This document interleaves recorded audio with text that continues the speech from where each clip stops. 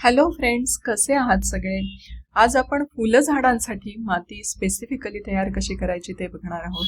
फुलं झाडं सगळ्यांनाच गार्डनमध्ये किंवा बगीच्यामध्ये लावायला खूप आवडतात आणि जेव्हा त्यांच्यासाठी आपण परफेक्ट न्यूट्रिएंट रिच ज्या मातीमधून पाण्याचा निचरा व्यवस्थित होतो आणि स्लाइटली ॲसिडिक अशी माती जेव्हा तयार करतो तेव्हा फुलं झाडांची वाढ खूप चांगली होते आणि भरपूर फुलंही येतात.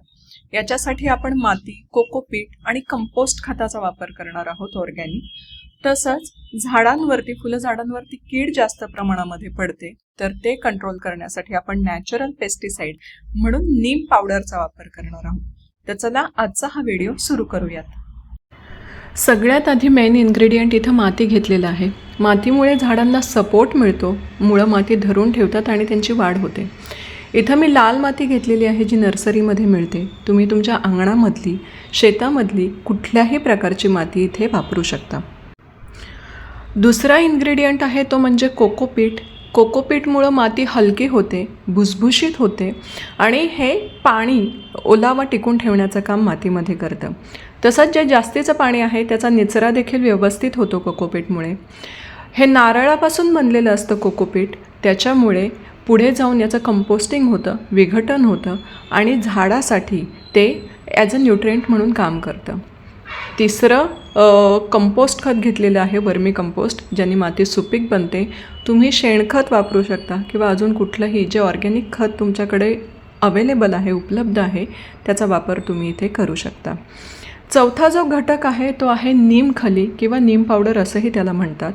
नीम पावडर ही कडुलिंबाची जी पानं असतात आणि लिंबोळे असतात त्याच्यापासून बनवलेली असते. त्याच्यामुळे त्याला कडवट असा वास असतो आणि जे झाडांवरती किडे कीटक असतात ते या वासामुळे दूर राहतात. तसंच हे नॅचरल फंगिसाईड म्हणून देखील काम करतात. त्याच्यामुळे झाडांची मुळं फंगसपासून बचावतात. मातीला स्लाइटली ॲसिडिक बनवण्यासाठी इथे इप्सम सॉल्ट अगदी कमी प्रमाणामध्ये मी घेत आहे, थोड्या प्रमाणामध्ये घेत आहे.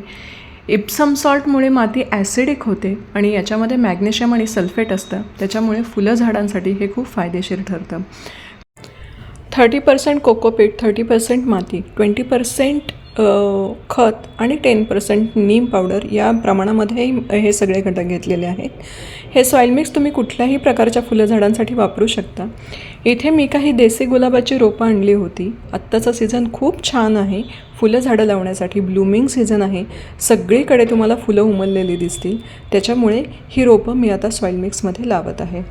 सॉईल मिक्स ही रोपं लावत असताना माती कमी पडली कारण कुंडी खूप मोठी होती, म्हणून मी परत एकदा माती तयार केली. तुम्हाला हा व्हिडिओ आवडला असेल तर मला कमेंट करून नक्की सांगा आणि माझ्या चॅनलला लाईक, शेअर आणि सबस्क्राईब करायला विसरू नका.